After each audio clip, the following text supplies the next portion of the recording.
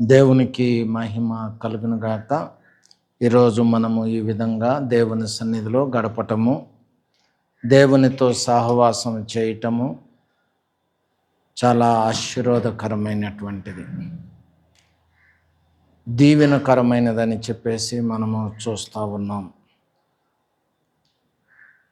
యేసుతో నడవటం, యేసుతో గడపటము అనేది చాలా ఆశీర్వాదకరమని లేఖనాలను బట్టి చూస్తున్నాం. మన పితరుల కాలంలో హనోకుని మనము చూస్తూ ఉన్నాం. హనోకు దేవునితో కూడా నడిచిన వాడిగా కనబడుతున్నాడు. అలాగనే నోవాహు కూడా దేవునితో నడిచినటువంటి వాడుగా తన విశ్వాసమును బట్టి తను దీవించబడినటువంటి వాడిగా మనము చూస్తూ ఉన్నాం. అందుకే ఆదికాండము 7వ అధ్యాయము 1వ వచనము చూడండి ఒకసారి. యెహోవా ఈ తరము వారిలో నీవే నా ఎదుట నీతిమంతుడవై ఉండుట చూచితిని గనుక నీవును నీ ఇంటి వారును చాలండి. ఇక్కడ దేవుడు నోవాహుతో మాట్లాడుతూ ఉన్నాడు. ఏమని మాట్లాడుతూ ఉన్నాడు? నీవును నీ ఇంటి వారును ఓడలో ప్రవేశించండి అంటున్నారు. అంత మాత్రమే కాకుండా ఈ తరము వారిలో నీవొక్కడవే నీతిమంతుడుగా నాకు కనబడతా ఉన్నావు అంటున్నాడు. అంటే భూలోకం అంతా కూడా ఏమైందంటే 6వ అధ్యాయంలో చూస్తే మనకి అర్థమవుతూ ఉన్నది. చెడిపోయి ఉన్నట్టుగా మనము ఆ భాగములలో చూస్తూ ఉన్నాం. అలాగనే చూడండి, హెబ్రీలకు రాసిన పత్రిక 11వ అధ్యాయము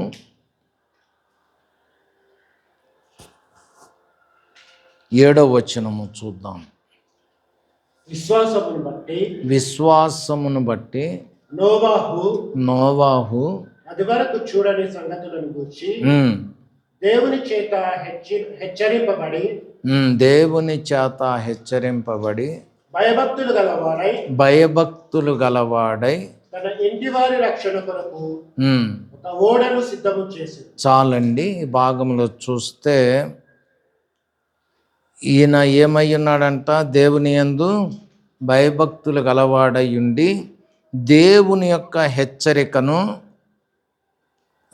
ఆయన ఏం చేశాడంట? స్వతంత్రించుకున్నాడు. దేవుని యొక్క హెచ్చరికను స్వీకరించి తను వాడను సిద్ధము చేసుకొని తను తన కుటుంబం అంతా కూడా ఏమైందండి? రక్షింపబడినట్లుగా చూస్తూ ఉన్నాం. కనుక మనము కూడా ఏమి కలిగి ఉండాలి? ఒకటి విశ్వాసము కలిగి ఉండాలి. దేవుని యొక్క హెచ్చరికలను మనం ఏం చేయాలి? స్వీకరించాలి. దేవుని యొక్క హెచ్చరికలను మనము స్వతంత్రించుకోవాలి అని చూస్తూ ఉన్నాం. అయితే చూడండి, కీర్తన గ్రంథము 84వ కీర్తన 2వ వచనంలో చూస్తే ఇక్కడ కోరాహు కుమారులు కనబడుతున్నారు. కోరాహు కుమారులు ఏమి కలిగి ఉన్నారు? వారు నిత్యము దేవుని యొక్క సన్నిధిని చూడాలని, దేవుని యొక్క మందిరమును చూడాలని, దేవుని యొక్క మందిరములో గడపాలని వారు ఎప్పుడు కూడా హృదయ వాంఛ కలిగినటువంటి వారిగా మనకి కనిపిస్తూ ఉన్నారు. ఎలా కనిపిస్తున్నారండి వీరు? కోరాహు కుమారులు యెహోవా మందిరాభరణములను చూడవలెనని ప్రాణము ఎంతో ఆశపడుచున్నది. జీవము గల దేవుని దర్శించుటకు నా హృదయమును నా శరీరమును ఆనందముతో కేకలు వేయుచుందంట. కదండి. మనము కూడా ఏమి కలిగి ఉండాలి? ఇలాంటి ఆశ కలిగిన వారిగా ఉండాలి. దేవునితో సహవాసము చేయాలి, దేవునితోటి సంబంధము కలిగి ఉండాలి, దేవుని సన్నిధిలో నేను గడిపే వ్యక్తిగా ఉండాలి అనేటువంటి ఆశ కలిగిన వారిగా మనము ఉండాలి అని వ్రాయబడింది. అలా ఆశ కలిగి యథార్థమైనటువంటి జీవితము కలిగి జీవిస్తూ ఉంటే అప్పుడు ఏం కలుగుతున్నదంట? 7వ వచనం చూద్దాం. వారు నానాటికి బలాభివృద్ధి నొందుచు ప్రయాణము చేయుదురు, వారిలో ప్రతి వాడును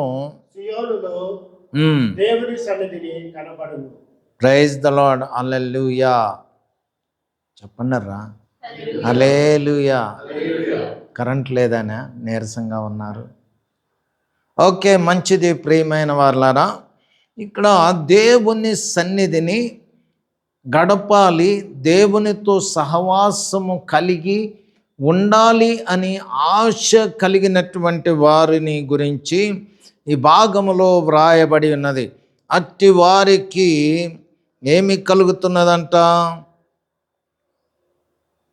ఏం కలుగుతున్నది? 11వ వచనములో దేవుడైన యెహోవా సూర్యుడును కేడమునై ఉండును,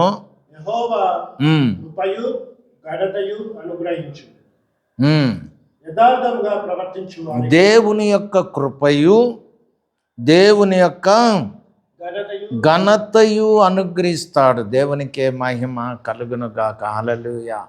మనం ఎప్పుడైతే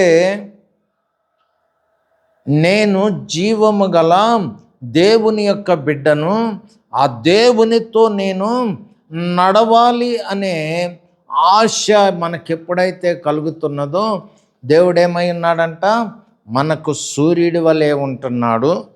ఆయన కృప, ఆయన ఘనత మనకి అనుగ్రహిస్తున్నట్టుగా వ్రాయబడింది. కనుకనే చూడండి ప్రియమైన వాళ్ళరా, నిర్గమకాండంలోనికి వస్తే నిర్గమకాండము 7వ అధ్యాయములోనికి వస్తే అక్కడ మోషే గురించి వ్రాయబడింది. మోషే గురించి వ్రాయబడింది. మోషే ఏమై ఉన్నాడో అక్కడ మనము చూడగలుగుతున్నాం. 7వ అధ్యాయంలో నిర్గమకాండము 7వ అధ్యాయము 7వ వచనము చూడండి. వారు ఫరోతో మాట్లాడినప్పుడు మోషేకు 80 ఏండ్లు, అహరోనుకు 83 ఏండ్లు. మరియు యెహోవా మోషే అహరోనులతో ఇట్లనెను, ఫరో మీ శక్తి చూపుటకై ఒక మహత్కార్యము కనపరచుడని మీతో చెప్పినప్పుడు. చాలండి.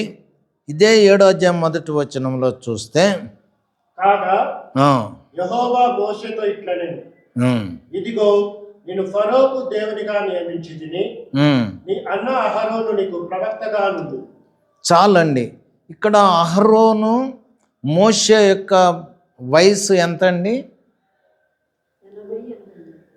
మోషే వయసు 80 సంవత్సరాలు, అహరోను వయసు 83 సంవత్సరముల వయసు కలిగినటువంటి ఈ మోషే తోటి అహరోనుతో దేవుడు అంటున్నాడు, నేను నిన్ను దేవుడుగా. మోషే ఎవరికి దేవుడుగా?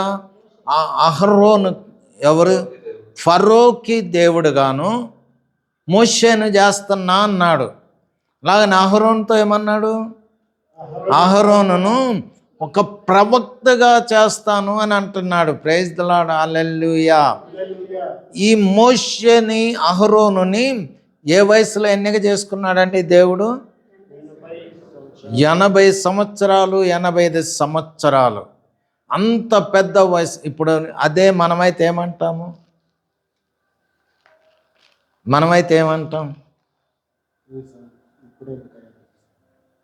నేనేందయ్యా అదేదో సామెత అంటారు, రాటల్లా నాకు. మనమైతే అంటే అంతా అయిపోయింది, రేపో మాపో పోయేటోడిని, సమాధికి దగ్గర అవుతా ఉన్నాను నాకెందుకు అని అంటాం కదా. కానీ దేవుని యొక్క ప్రణాళిక చాలా ఆశ్చర్యమైనటువంటిది, అద్భుతమైనటువంటిది, మేలుకరమైనది. అందుకనే చూడండి, ఆయన కృప ఘనత అనుగ్రహించేటువంటి వాడు. అంత మాత్రమే కాకుండా యథార్థంగా ప్రవర్తించు వారికి ఆయన ఏ మేలు కూడా కొదువు లేకుండా మేళ్ళ చేత నింపేవాడై ఉన్నాడు. మోషే యొక్క జీవితం ఆలోచించండి. బాల్య దినములలో 40 సంవత్సరాల వరకు ఎక్కడున్నాడండి? అహరోన్ ఎక్కడున్నాడు? ఫరో ఇంటిలో రాజ కుమార్తె యొక్క కుమారుడుగా జీవించినట్లుగా చూస్తూ ఉన్నాం. ఆ తర్వాత 40 సంవత్సరాలు ఎక్కడున్నాడు? మిద్యాను అరణ్యములో ఆయన కాలము గడిపినటువంటి వాడిగా, గొర్రెలు కాసుకుంటున్న వాడిగా కనబడతా ఉంటుండగా, నిర్గమాకాండం 3వ అధ్యాయంలో ఆయన ఎలా దర్శించాడు? పర్వతం మీద గొర్రెలు కాసుకుంటుండగా మండుచు ఉన్న పొదలో నుంచి దర్శనమిచ్చి మాట్లాడినట్టుగా చూస్తున్నాం. అప్పటికేమైపోయింది? అరణ్యంలో కూడా 40 సంవత్సరాలు అయిపోయింది గొర్రెలు కాసుకుంటూ. అప్పుడు దేవుడు దర్శించి మోషేని ఫరోకి దేవుడుగా చేశాడు. అంటే అంత ఉన్నతమైన స్థితిలోనికి నడిపించినట్లుగా చూస్తున్నాం. అలాగనే దేవుడు మనకిచ్చినటువంటి విశ్వాసమును మనము కాపాడుకునే వారిగా ఉండాలి. అంత మాత్రమే కాకుండా దేవుని సన్నిధిని కలిగి ఉండటం కొరకు ఆశ కలిగిన వారిగా ఉండాలి. నిత్యము దేవునితోటి సహవాసము కలిగి ఉండాలి. నేను జీవము గల దేవుని యొక్క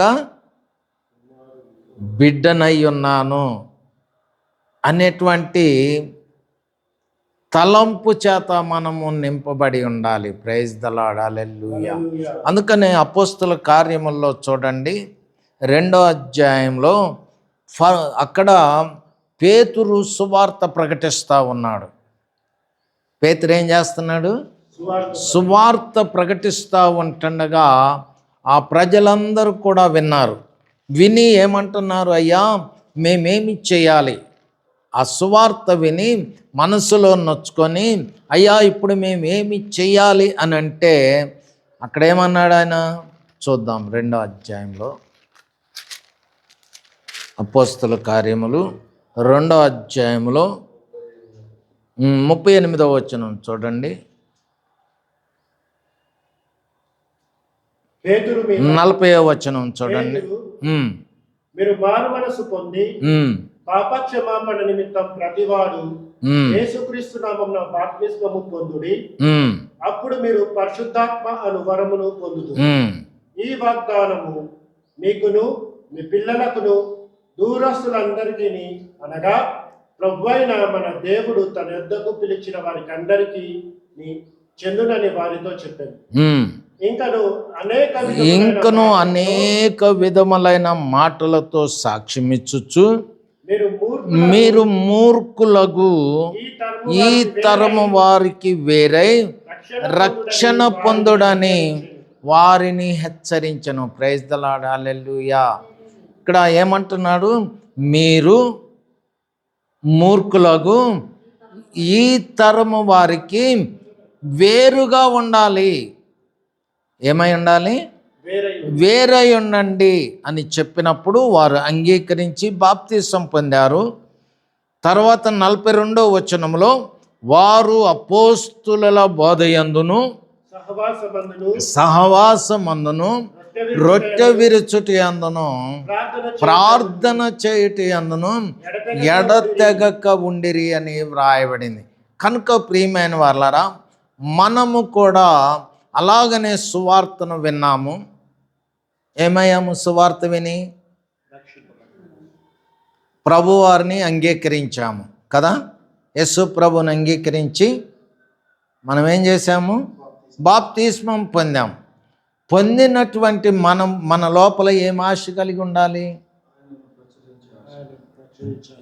యేసుతో కూడా నడవాలి, యేసుతోటి జీవించాలి, యేసుతోటే నేను బ్రతకాలి అనేటువంటి విశ్వాసము కలిగి ఉండాలి. అందుకనే హెబ్రీయులకు రాసిన పత్రికలో ఇక్కడ మోషే గురించి వ్రాయబడింది 11వ అధ్యాయంలో.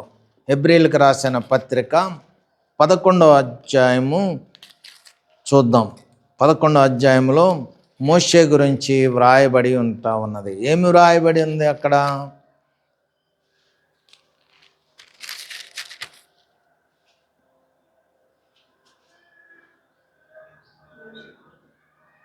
ఇరవై 23వ వచనం నుంచి చూడండి. 11వ అధ్యాయం 23. పుట్టినప్పుడు అతని తల్లిదండ్రులు ఆ శిశువు సుందరుడై ఉండుట చూచి విశ్వాసమును బట్టి రాజాజ్ఞకు భయపడి 3 మాసములు 24వ వచనం. మోషే పెద్దవాడైనప్పుడు విశ్వాసమును బట్టి ఐగుప్తు ధనము కంటే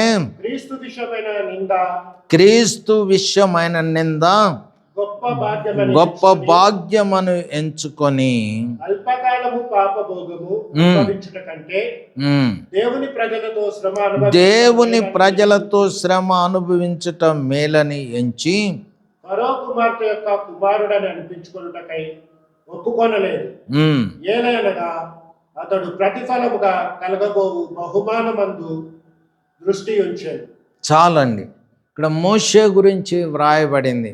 మోషే ఏమన్నాడు?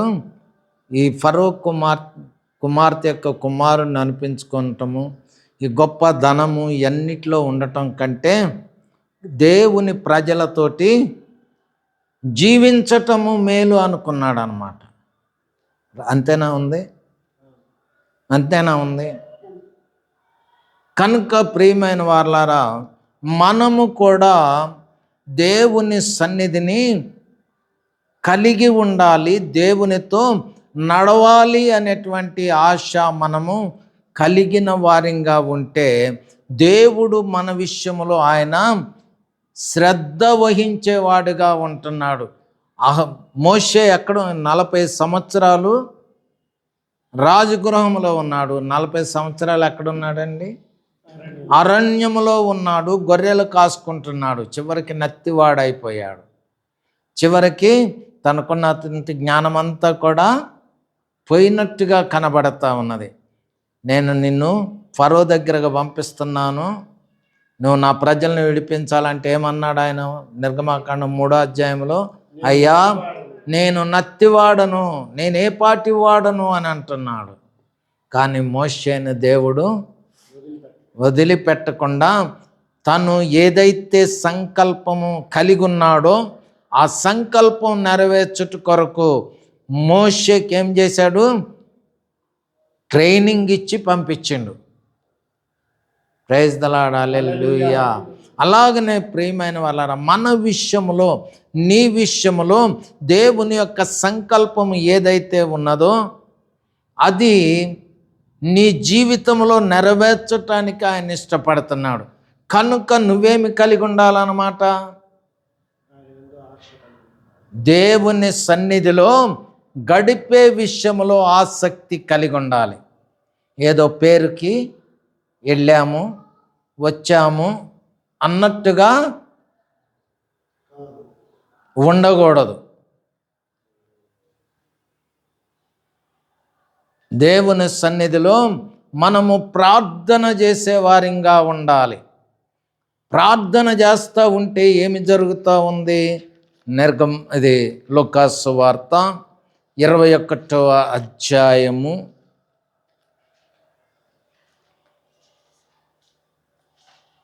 36వ వచనం.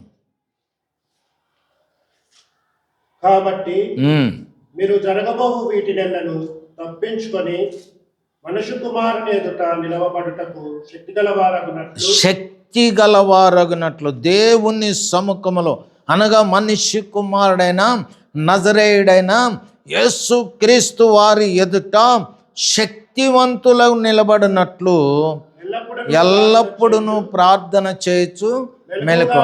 ప్రార్థన చేయటం వల్ల ఏం కలుగుతుందంట? శక్తి కలుగుతా ఉన్నది.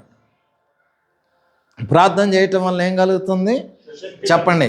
ప్రార్థన చేయటం వలన శక్తి. మనం వాడతాం కదా, ప్రార్థన శక్తి నాకు కావాలయ్యా, పరలోక అభిషేకం కావాలయ్యా, ప్రార్థన శక్తి నాకు కావాలయ్యా, పరలోక అభిషేకం కావాలయ్యా. ప్రైజ్ ది లార్డ్, హల్లెలూయా.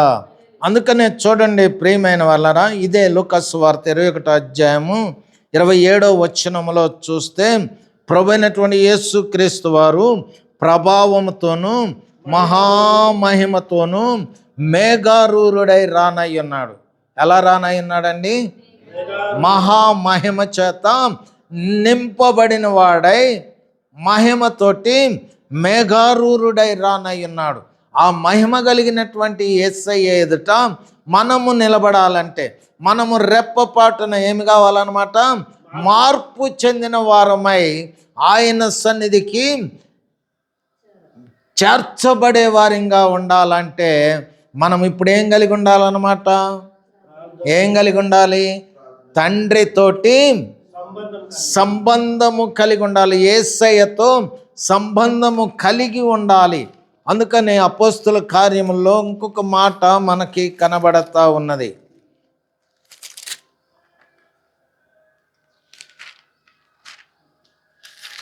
మనము ఎప్పుడు అపోస్తుల కార్యముల్లో చూస్తే ఇక్కడ ఆయన శిష్యులు ఇంకా ఆయన ప్రియులైనటువంటి వారు 120 మంది ఏం చేస్తున్నారు? మొదటి అధ్యాయంలో మేడగదిలో వారు ప్రార్థన చేస్తూ ఉన్నారు. అదేం చేస్తున్నారు? ప్రార్థన చేస్తున్నారు, ఏక మనసు కలిగిన వారై. అప్పుడు దేవుడు ఏం చేశాడు? వారిని పరిశుద్ధాత్మ యొక్క అభిషేకము చేత ఆయన యొక్క శక్తి చేత నింపాడంట. ఆయన శక్తి చేత నింపినప్పుడు వారు ఏం చేస్తూ ఉన్నారు? శక్తిని పొందుకున్న వారై అన్య భాషలు మాట్లాడసాగిరి అని వ్రాయబడింది. మనం ఎలా ప్రార్థన చేయాలో మనకి తెలియదు కదండి, కానీ ఆశ అయితే మన లోపల ఉన్నది. కనుకనే ఆశను తీర్చటానికి కూడా ఆయన ఇష్టపడి నేటి దినమున మాట్లాడుతూ ఉన్నాడు. కానీ రోమీయులకు రాసిన పత్రిక 8వ అధ్యాయంలో మనం ఒక మాట చూస్తూ ఉన్నాం. 26వ వచనం, అటువలే ఆత్మయు మన బలహీనతలను చూసి సహాయము చేయుచు ఉన్నాడు. ఏలయనగా యుక్తముగా ఎలాగూ ప్రార్థన చేయవలెనో మనకి తెలియదు గాని ఉచ్చరింప శక్యము గాని ఆ ఆత్మ తానే మన పక్షముగా విజ్ఞాపనము చేయుచున్నాడు. మరియు హృదయములను పరిశోధించువాడు ఆత్మ యొక్క మనస్సు ఏదో ఎరుగును. హల్లెలూయా.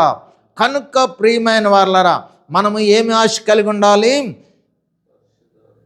దేవుని తోటి సహవాసము కలిగిన వారమై ఉండాలి. దేవుని యొక్క శక్తి చేత నింపబడిన వారమై ఉండాలని ఆశ కలిగి మనం ఏం చేయాలంట?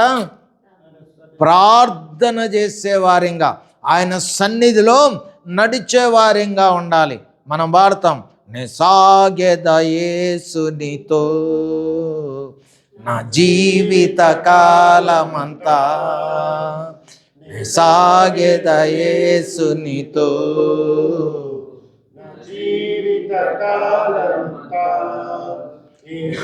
గడిపేదా, యేసుతో నడిచేదా, యేసుతో గడిపేదా, యేసుతో నడిచేదా, చేరగనే వెళ్ళేదా, పరమున చేరగనే వెళ్ళేదా, అనుకువలె సాగేదా, సాగెద యేసునితో జీవిత కాలమంతా. హల్లెలూయా, హల్లెలూయా. కనుక మనము పాడుతూ ఉన్నాం. ఆ పాట మన జీవితంలో నిజమైనటువంటి హృదయముతోటి పాడిన పాటగా మారాలంటే మనం ఏం కలిగి ఉండాలన్నమాట? ఎప్పుడు కూడా ప్రార్థనా అనుభవము కలిగిన వారిగా ఉండాలి. అప్పుడు ఇంకేం జరుగుతున్నది? రోమీయులకు రాసిన పత్రిక 10వ అధ్యాయము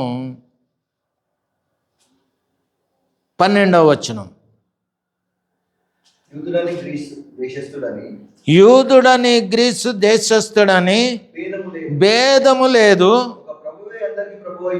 ఒక్క ప్రభువే అందరికీ ప్రభు అయ్యుండి తనకు ప్రార్థన చేయవారందరి ఎడల కృప చూపుటకు ఐశ్వర్యవంతుడై ఉన్నాడు. ఎందుకనగా ప్రభు నామమును బట్టి ప్రార్థన చేయవాడెవడో వాడు రక్షింపబడును. హల్లెలూయా, హల్లెలూయా. మనం ఎప్పుడైతే ప్రభు నామమును బట్టి ప్రార్థన చేసే వారిగా మనము జీవిస్తున్నామో అప్పుడేమై ఉంటాడంట? ప్రభువారు ఏం చేస్తారంట? మనల్ని రక్షించే దేవుడై ఉన్నాడు. మనల్ని ఒకటి శక్తిమంతులుగా చేస్తున్నాడు, రెండవదిగా ఏం చేస్తున్నాడు? రక్షించేవాడిగా ఉన్నాడు. హల్లెలూయా. కనుక ఇలాంటి ధన్యకరమైనటువంటి స్థితి మనము కలిగిన వారమై ఉండాలని ప్రభు యొక్క సంకల్పము. ఈ మాటలు పరిశుద్ధాత్మ దేవుడు మన ఆత్మీయ మేలు నిమిత్తం దీవించును గాక. ప్రార్థన చేసుకుందాం. ప్రార్థన చేసుకుందాం. మనమందరం ప్రార్థన విన్నటువంటి వర్తమానమును బట్టి ప్రార్థన చేసుకుందాం.